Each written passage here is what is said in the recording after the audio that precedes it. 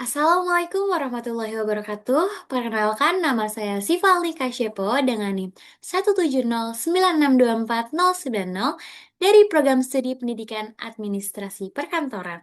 Pada kesempatan kali ini, saya akan menyampaikan tutorial mengenai cara menggunakan Mentimeter sebagai media presentasi dan pembuatan kuis interaktif. Tutorial ini disusun untuk memenuhi tugas mata kuliah yang diampu oleh Bapak Roni Fasla SPDMM dan Bapak Bayu Suhendri SPD MPD. Melalui tutorial ini diharapkan Mentimeter dapat dimanfaatkan secara optimal untuk mendukung proses pembelajaran agar lebih interaktif, menarik, dan tidak membosankan. Selamat menonton videonya! Oke teman-teman, sebelumnya teman-teman udah pada tahu belum sih Mentimeter itu apa? Nah, di sini aku mau jelasin sedikit kalau Mentimeter merupakan salah satu platform berbasis website yang digunakan untuk membuat presentasi dan kuis interaktif secara real time. Nah, di website ini sangat membantu dalam kegiatan pembelajaran maupun presentasi karena memungkinkan audiens untuk berpartisipasi langsung melalui ponsel atau laptop mereka. Nah, yang pertama itu, kalian perlu membuka situs Mentimeter-nya, www.mentimeter.com.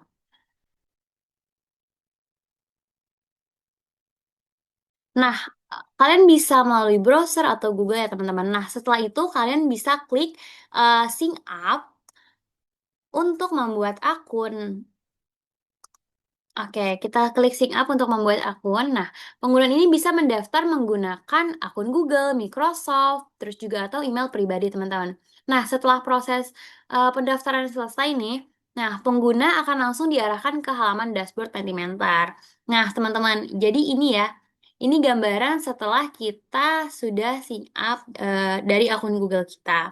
Nah, jadi yang pertama itu kalian tinggal klik New Menti. Nah, ini kita bisa membuat presentasi dan kuis interaktifnya, teman-teman. Kita klik dulu New Menti-nya.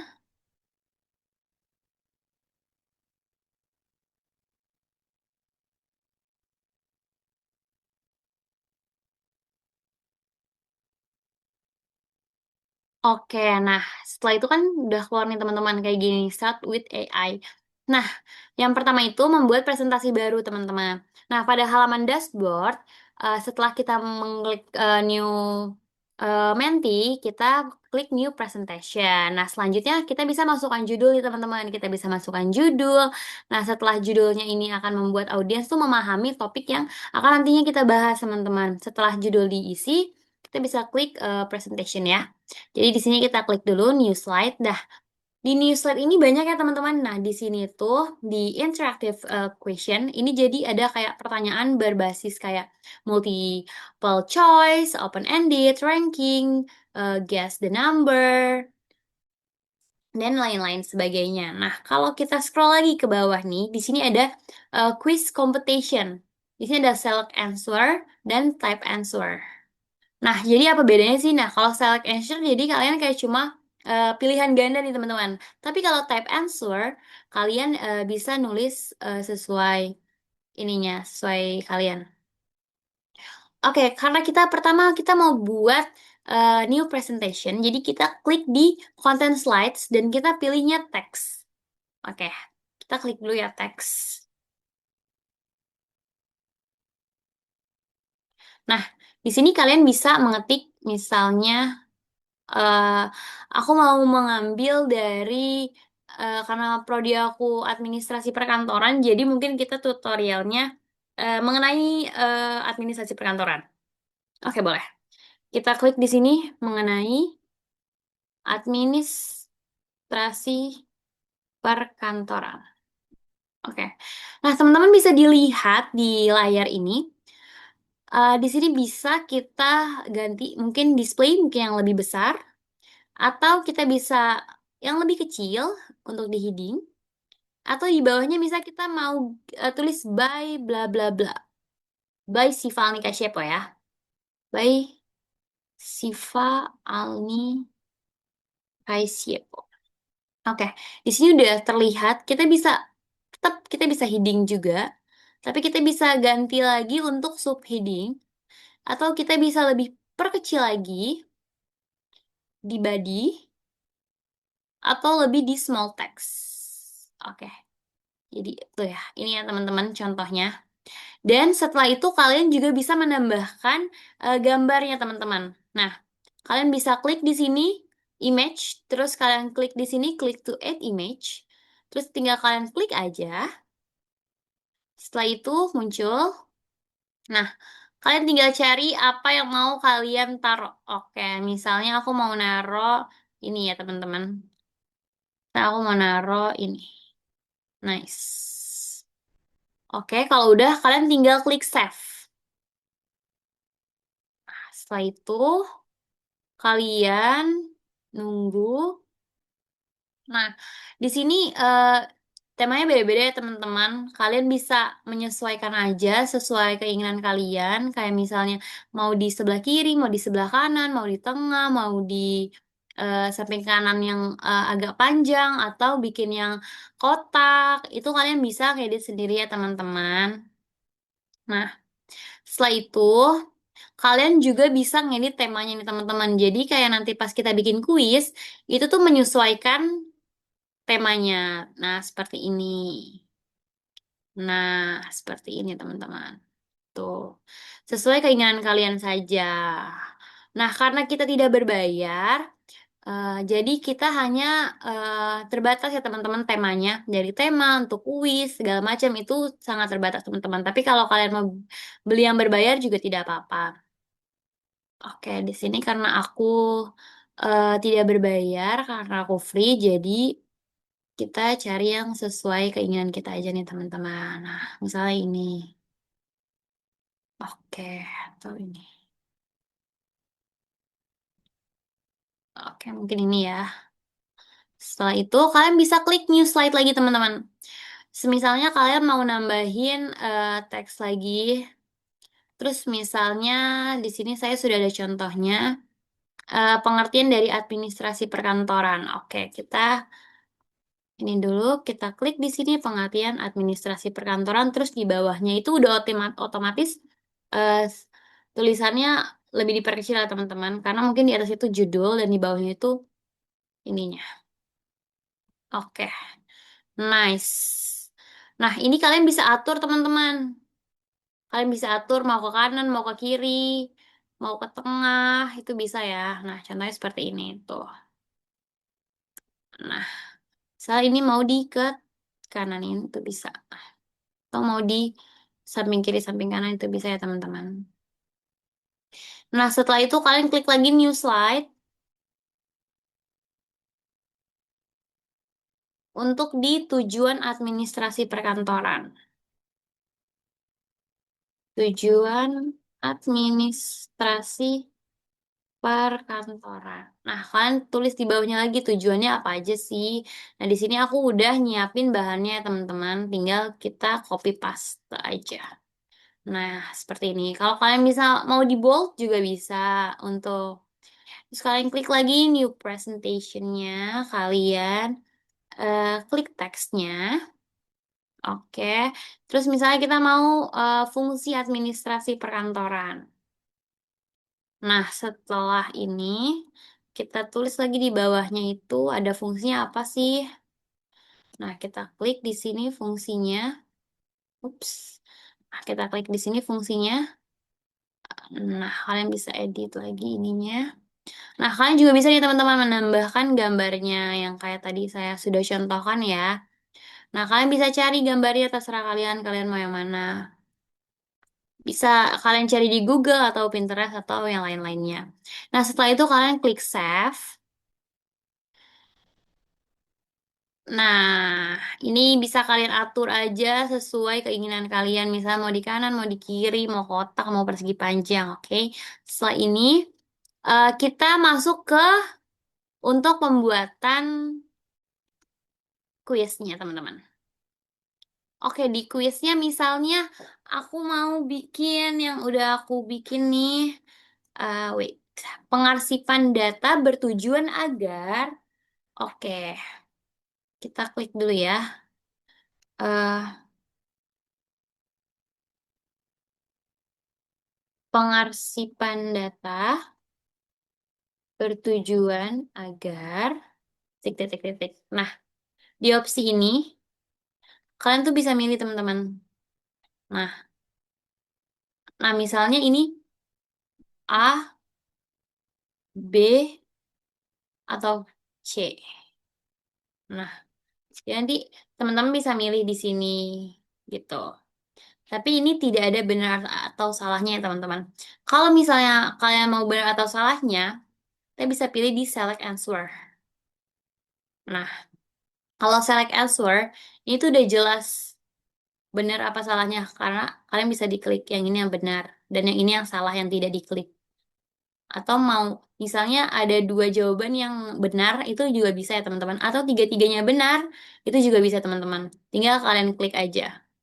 Nah, misalnya apa pengertian dari administrasi perkantoran? Nah, di sini kalian bisa tulis pengertiannya bla bla bla bla bla. Terus di sini misalnya opsi salah. Terus di sini opsi benar. Opsi salah juga. Di sini opsi benar.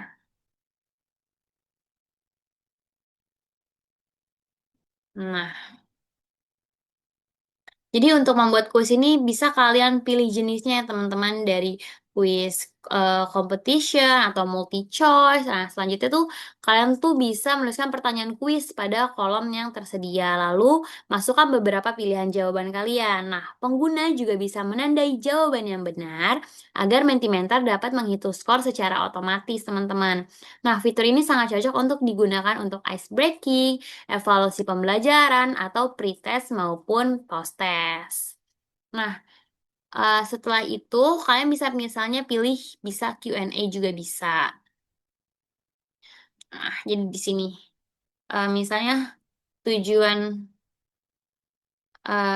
administrasi perkantoran.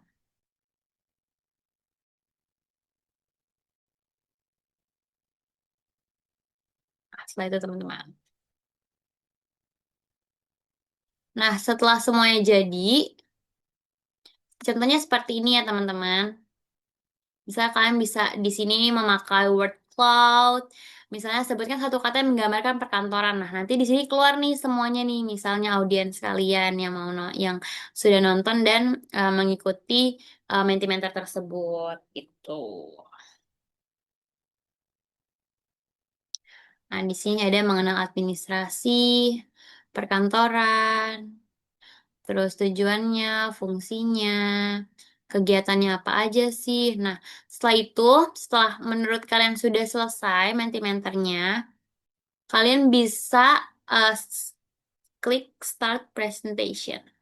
Nah, jadinya seperti ini. Nah, terus ke sini. Nah, nanti di sini kalian bisa menjelaskan nih pengertian administrasi perkantoran tuh apa sih, gitu. Terus juga tujuannya, terus juga fungsinya, terus juga ada kegiatannya, tugasnya. Nah, ini untuk question satu of satu. Ini pertanyaannya teman-teman, nanti kalian bisa jawab. Nah, ini saya bisa pasang lagunya ya teman-teman. Dan ini nanti di sini untuk siapa yang mendapatkan. Nah, ini pengarsipan data bertujuan agar kalian bisa klik sendiri. Nah, ini jawaban yang benar ya teman-teman. Oke, selanjutnya ini ada question 2 teman-teman.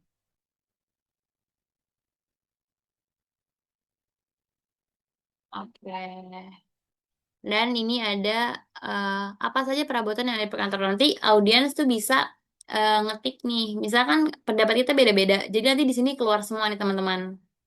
Nah, terus apa lagi? Apa saja peralatan? Tadi kan perabotan ya teman-teman. Yang ini peralatan. Nah, kalian bisa ketik nih. Apa saja sih peralatan yang ada di perkantoran?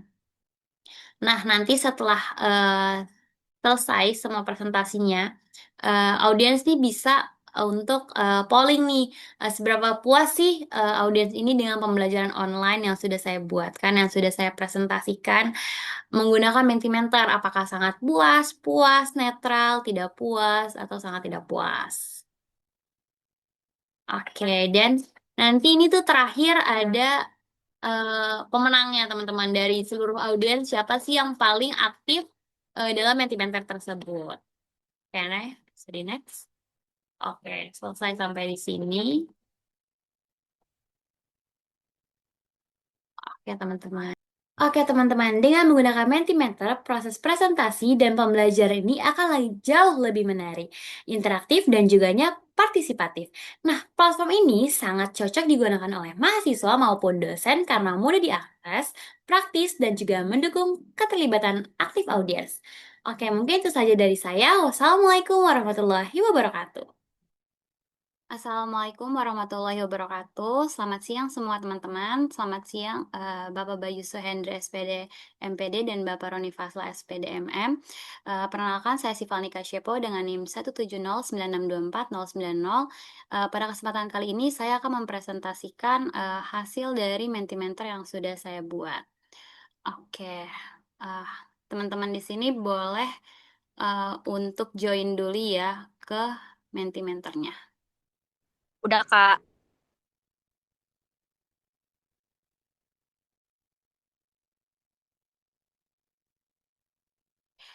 Nah, teman-teman, sebelum masuk ke materi tersebut nih, nah aku minta teman-teman untuk menyebutkan satu kata yang menurut kalian ini paling menggambarkan perkantoran. Bisa apa aja, misalnya kayak rapi, disiplin, dokumen. Nah, coba teman-teman sebutin.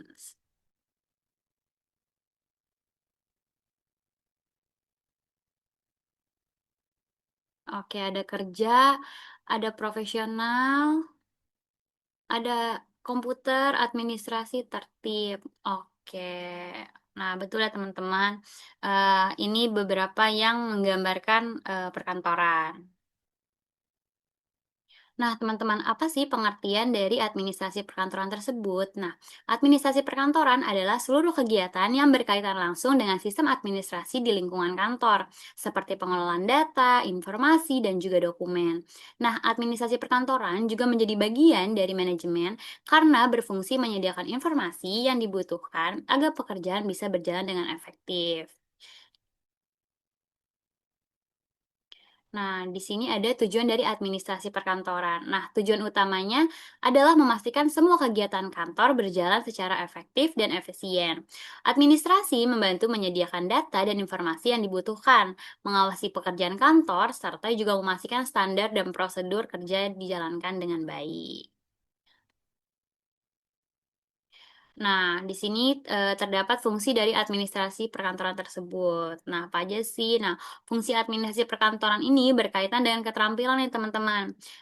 Terus ada juga, tentang pengambilan keputusan dan pelaksanaan kegiatan teknis di kantor. Nah, contohnya tuh kayak penggunaan software, terus pengelolaan hardware, hingga sistem informasi yang biasanya ditangani oleh bagian administrasi atau, bagian IT-nya nih, teman-teman.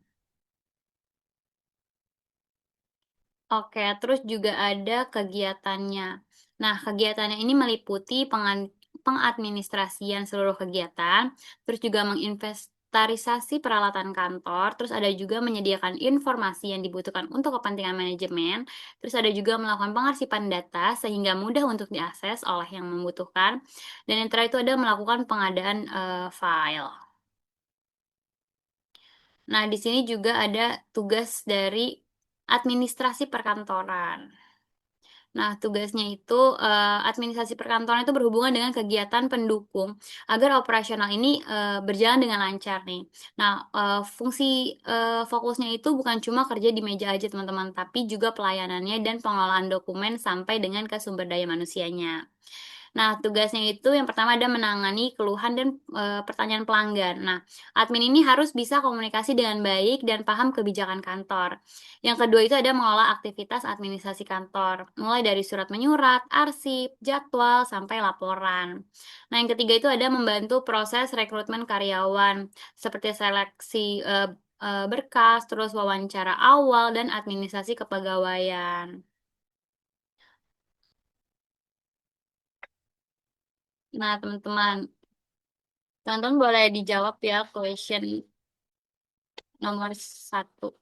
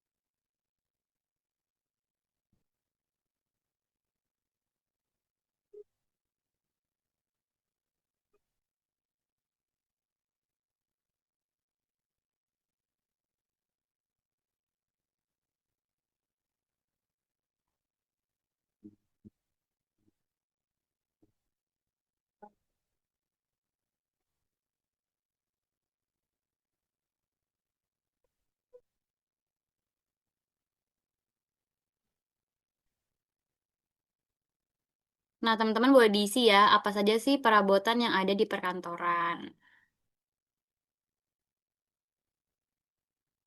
Nah, bener ya teman-teman. Jadi di perabotan tuh ada rak dokumen, TV, lemari arsip, komputer dan laptop, terus ada juga yang jawab laptop dan proyektor. Oke, next.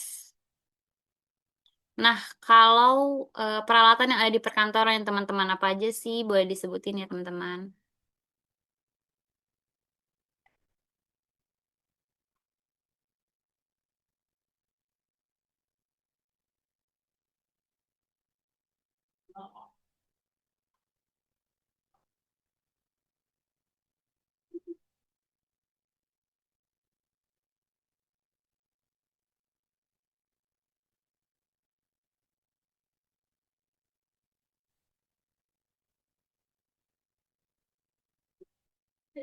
Oke, benar ya teman-teman. Jadi ada proyektor, mouse, komputer, TV, dan juga laptop. Boleh di next.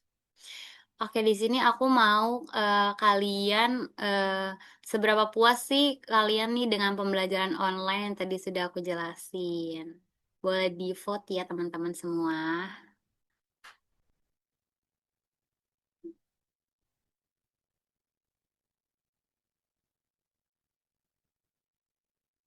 Oke.